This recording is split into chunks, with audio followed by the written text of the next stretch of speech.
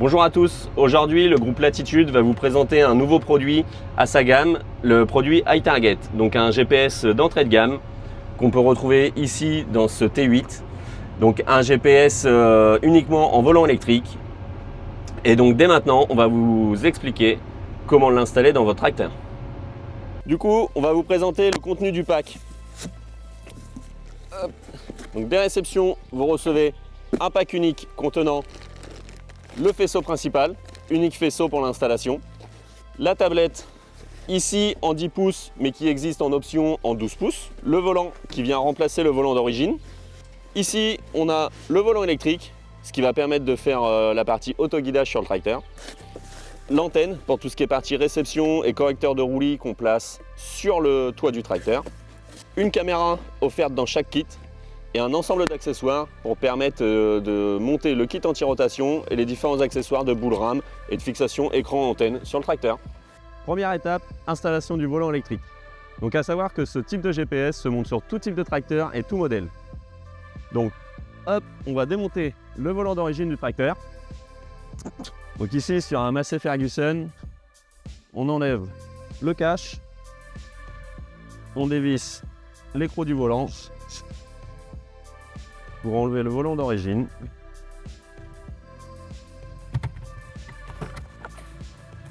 Donc écrou et rondelles à ne pas perdre, on va les réinstaller sur le volant iTarget. Hop, de là on va chercher notre volant. Donc, on peut choisir les différents kits anti-rotation qui existent, à savoir les deux pattes, fixation contre l'écartère, ou la demi-lune qu'on vient entourer la colonne de direction. Donc avant toute chose, avant de monter le moteur électrique dans le tracteur, on vient lui fixer la bague anti-rotation.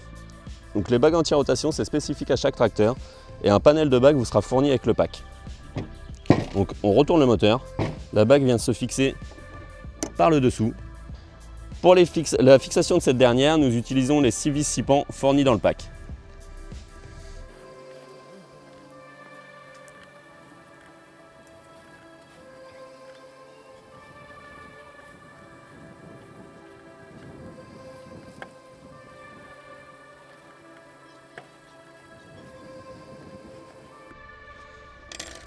Une fois la bague installée, on peut la présenter sur la colonne du tracteur. Donc pour l'installation du moteur dans le tracteur, il suffit de coulisser le moteur électrique sur la colonne de direction. Bien faire attention à placer les connecteurs pour pas qu'ils gênent. Puis maintenant, il nous reste à installer le kit anti-rotation pour pas que le moteur tourne pendant la direction du tracteur. Maintenant, on va passer à l'installation du kit anti-rotation. Donc moi, sur le Massey, j'ai choisi les deux pattes. L'idéal, c'est de les plaquer contre l'écartère, ce qui va nous permettre de déterminer à peu près l'emplacement des vis sur le moteur. On retire l'anti-rotation et le moteur et ça nous donne l'emplacement des vis. Donc pour la fixation de l'anti-rotation, j'utilise les deux vis BTR fournies dans le pack. On ne va pas les serrer totalement, histoire d'avoir encore un peu de jeu pour faire le dernier réglage sur la colonne. Hop, on peut prendre le moteur, le retourner et l'insérer sur la colonne. Et de là, on va venir serrer les vis BTR afin que les deux pattes soient bien en maintien sur la colonne. Une fois fixé, on s'aperçoit que notre volant électrique ne bouge plus et ne tourne plus. On remet la rondelle et l'écrou sur notre colonne de direction qu'on vient resserrer avant de mettre le volant.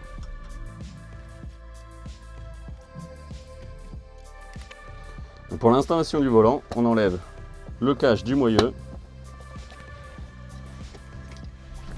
on positionne le volant sur le moteur électrique et on vient le visser à l'aide des vis 6 pans.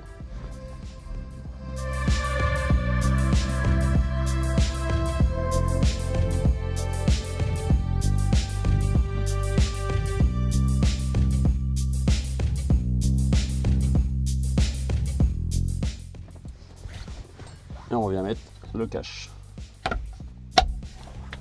Pour la fixation de l'écran, on utilise la boule rame et la pince inclus dans le kit.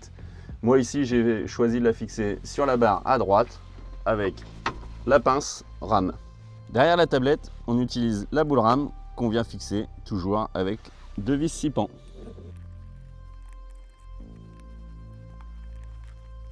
En cabine, on vient donc fixer notre écran sur l'attache rame. L'antenne est livrée avec ses attaches directement installées sur l'antenne et des patchs autocollants pour installer directement sur le toit. Avant de coller votre antenne sur le toit, un petit conseil, bien nettoyer et dégraisser votre toit pour que les patchs autocollants collent au mieux. Pour le positionnement de l'antenne, un trait, une flèche, l'antenne doit être centrée par rapport au tracteur. L'idéal, c'est qu'elle soit au plus près de l'essieu fixe. On vient appuyer afin que l'autocollant colle bien sur la partie du toit. Et voilà, votre antenne est installée. Donc dans le faisceau unique que vous retrouvez dans le pack, vous avez un direct batterie que vous connectez directement à la batterie du tracteur, une prise d'alimentation moteur. Toutes les prises sont notées par rapport à la fonction. Donc une prise d'alimentation moteur, une prise d'alimentation de la tablette, un switch d'alimentation générale, le connecteur de caméra et le connecteur pour une fonction future qui est l'isobus, qui arrivera dans une prochaine mise à jour. Concernant le passage du faisceau, il reste à votre convenance de passer derrière l'écarteur ou pas. Nous allons donc passer au branchement. Branchement du moteur. Branchement de la tablette. Avant de brancher, déconnectez le fusible du faisceau. N'oubliez pas de le reconnecter une fois les cosses branchées.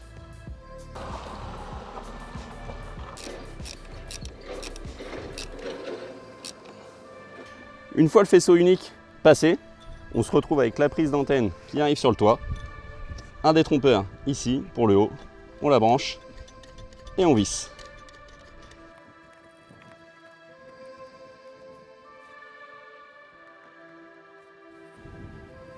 Installation de la carte SIM dans l'antenne afin de faire de la réception via le réseau cellulaire sans faire de partage de connexion, mais avec une carte SIM intégrée à l'antenne. Tac, la carte SIM dans ce sens, comme sur le logo. Ici. Et on appuie jusqu'à entendre le petit clic. On remet la protection. La carte SIM vous permettra une meilleure mobilité et d'avoir un accès à Internet en tout temps sans penser à laisser votre téléphone dans le tracteur. Une fois toute la partie montage effectuée, on se retrouve en cabine, ici en situation réelle, chez un client pour configuration de la tablette et configuration de l'autoguidage. Du coup, vous pouvez voir que sur la tablette, plusieurs menus. Premier menu pour tout ce qui est paramétrage de votre réseau. Bien sélectionner à peine de la carte SIM si vous utilisez une carte SIM dans le receveur. Puis après, dans l'onglet paramètres, vous rentrez tous les paramètres de votre base. Ici, on utilise une base Centipede. Le deuxième onglet, c'est toutes les informations du système. Donc, le moteur, il est bien connecté, le récepteur est bien connecté et le réseau est bien connecté. Après, on passe sur l'onglet configuration véhicule, où ici, on vient en fait créer son véhicule avec les différentes mesures qu'on verra plus tard. Le second onglet, les outils qu'on vient ajouter ou supprimer ou modifier. La tâche, ce qui n'est plus ni moins le coloriage. Donc c'est ce qui va nous permettre de retrouver le nombre d'hectares et la durée de la tâche. Et ici, le champ, où on peut ajouter un nouveau champ et les trier par client et ferme. Concernant la configuration du véhicule, donc ici, on est sur un TU 330 chez notre client. Je vais le modifier pour vous expliquer toutes les parties de création de véhicule. Donc là, on est sur un tracteur. On peut lui rentrer le fabricant, la série. Moi, peu importe, j'ai été directement à la configuration. Je lui ai rentré son nom, la hauteur d'antenne. Donc la hauteur d'antenne, comme on peut voir sur le schéma, c'est bien de l'antenne jusqu'au sol. L'idéal, c'est de se mettre sur une surface plate ou une dalle. Le décalage, on rentre rien du tout. Il va se faire automatiquement une fois qu'on aura paramétré ce qu'on appelle le roulis du tracteur. Le 3, donc c'est l'antenne vers l'essieu arrière, donc en fait vers l'essieu fixe du tracteur. Donc c'est la distance entre l'antenne sur le toit et l'essieu fixe, ici 1,43 m. Empattement du tracteur, la mesure entre l'attelage 3 points et l'essieu arrière, et le piton de remorque et l'essieu arrière. Une fois tous ces renseignements ajoutés, on peut valider et notre profil véhicule est créé. Donc un petit tour rapide de la console, le bouton pour aller à l'écran de guidage. Si je rappuie dessus, je coupe. L'information des satellites, donc état vert, initialisation, c'est-à-dire qu'il est prêt à guider. On a 30 satellites sur 31 et on a une distance de la base centipède la plus proche à 6,4 km. Second menu, c'est la gestion parcellaire avec la gestion des lignes, donc AB, les lignes droites, les courbes. Si on veut créer ses limites, c'est ici en fait qu'on retrouve toutes les caractéristiques du champ. Second menu, c'est un peu l'état de diagnostic de la console où on retrouve sa version, ses numéros de série, l'état du système pour voir si tout est OK et l'onglet mise à jour, à savoir qu'il y aura un petit point rouge si une mise à jour est disponible. Étant donné que les consoles sont connectées en tout temps à Internet via une carte SIM ou un partage de connexion, les mises à jour peuvent arriver automatiquement et c'est libre choix à vous de la faire ou pas. On a aussi un test de guidage pour faire un fond gauche ou un fond droite pour voir si le volant électrique répond correctement. Un autre onglet qui est la caméra. Ici, chez notre client, on a décidé de ne pas l'installer car son tracteur était déjà équipé de caméra. Mais vous pouvez prendre en fait la page de la caméra et la mettre à votre guise sur l'écran de guidage. Ici, on est sur une partie logicielle de prise à main à distance pour tout ce qui est support. Donc un ID, un mot de passe, vous appelez le support, vous leur donnez ces informations-là et ils peuvent prendre la main à distance à n'importe quel moment. Et une dernière page, la fonction Isobus UT pour Universal Terminal. Ici sur le tracteur, on n'a pas d'outil Isobus, donc la page reste vierge. Voilà, on se retrouve dans quelques instants pour la partie champ. Donc avant d'aller au champ, il va falloir paramétrer un peu les différentes caractéristiques de l'autoguidage. Pour ceci, vous allez dans Paramètres, Gestion véhicule, et on a 4 paramétrages à effectuer avant d'avoir un guidage optimal. Donc c'est le premier, étalonnage du volant. Tout est indiqué, il suffit de lire, mais les étapes dans les grandes lignes, c'est on fait un fond gauche sur le volant, on appuie sur gauche 1, un fond droite avec le volant, on appuie sur droite, et un second fond gauche, on appuie sur gauche 2. Une fois tout cela terminé, on appuie sur terminer, et on a un petit message de validation qui apparaît. Second paramétrage, étalonnage du roulis et du tangage. C'est pour déterminer le positionnement de l'antenne sur le véhicule. Rien de plus simple, il suffit de se mettre sur une surface plane. On repère les roues du tracteur avec les différentes marques à la bombe. On fait commencer collecte. Une fois les 15 secondes finies, on fait demi-tour. On revient se replacer dans les traces précédemment mis sur le sol. Puis on clique sur collecte. Une fois la collecte finie au bout des 15 secondes, un message apparaît comme quoi l'étalonnage est fini avec succès. Petite astuce, si l'étalonnage ne fonctionne pas, lorsque vous êtes arrêté dans votre race, coupez le moteur pour éviter toute vibration au niveau des capteurs de l'antenne. Puis étalonnage du cap. Partie très importante, c'est ce qui va nous donner le cap véhicule et le sens de fonctionnement du tracteur. Il faut au moins 50 à 100 mètres en ligne droite en face de vous. Vous conduisez à une vitesse supérieure de 5 km/h ou 5 km/h. Et en fait, il y a un petit compte à rebours qui va être, vous conduisez pendant 10 secondes, vous vous arrêtez 5 secondes. Vous reconduisez pendant 10 secondes, vous arrêtez 5 secondes. Au bout de 5-6 fois, le système va automatiquement vous mentionner que le calibrage est effectué avec succès. Donc bien évidemment, vous faites commencer l'étalonnage pour que la tempo se lance. Dernier étalonnage, donc ça c'est la répétition de ligne. C'est ni plus ni moins ce qui va nous faire que le tracteur va passer roue dans roue. Donc pareil, même principe, surface plate, environ 50 mètres devant nous. On appuie sur le bouton commencer. De là, le système va créer une ligne de guidage automatique dans le cap du tracteur. On avance, le tracteur va guider tout seul. On a une distance du point de départ. On s'arrête quand la distance est marquée 15 mètres. On fait notre marque 1. Une fois cela, il va nous demander une seconde marque à 10 mètres.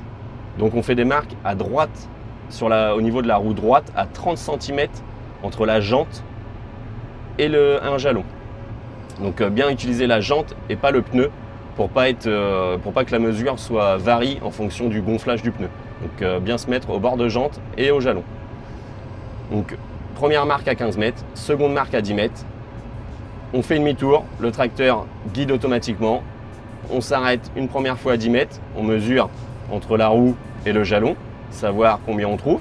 On va avoir un petit menu qui va nous faire indiquer la mesure. Donc on rentre la mesure réelle. Donc si on trouve au lieu de 30 cm, on trouve 25 cm, on rentre 25 cm. On fait suivant. On s'arrête à la deuxième marque. Même principe, on mesure la distance réelle. Si on trouve 23 cm, on rentre 23 cm. On appuie sur valider et le système va calculer automatiquement les décalages de roulis pour retomber bien, en fait, que le tracteur retourne roue dans roue, pour pas avoir des décalages gauche-droite lors des différents travaux en plaine. Donc voilà pour tout ce qui était la partie calibrage. Un dernier onglet qui est paramètres de contrôle. Donc c'est là où vous allez pouvoir rentrer par exemple vos sauts de ligne pour les demi-tours automatiques, donc le nombre de lignes à aller sauter pour choisir si vous travaillez en planche. Et bien évidemment l'option à activer pour que l'option de demi-tour automatique apparaisse sur votre écran de guidage.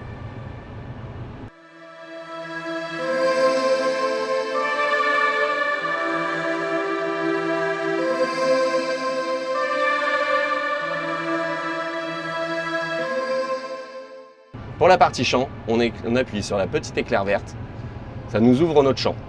Là, vous voyez, il y a déjà plusieurs coloriages parce que j'ai fait des essais avec le client. Si on veut effacer le coloriage, on rappuie sur le petit éclair rouge, on va dans Tâches et là, on crée une nouvelle tâche. Donc, hop. Je crée une nouvelle tâche, je la sélectionne, je reviens en arrière, je rouvre mon champ. Et là, comme vous pouvez voir, plus aucun coloriage. Donc, au niveau des lignes de guidage, donc là, on va aller créer une ligne. On va poser un point A, un point B. Hop. Donc, on avance.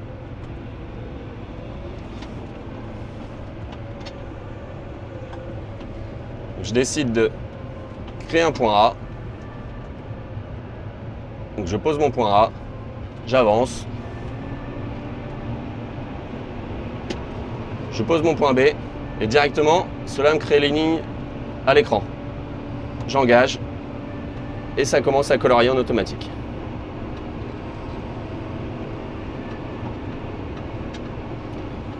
Donc, pour désengager, soit à l'écran, soit en reprenant le volant. Sur cette page, vous avez plusieurs possibilités. Donc au niveau des créations de lignes, ligne AB, ligne avec un cap ou ligne en courbe.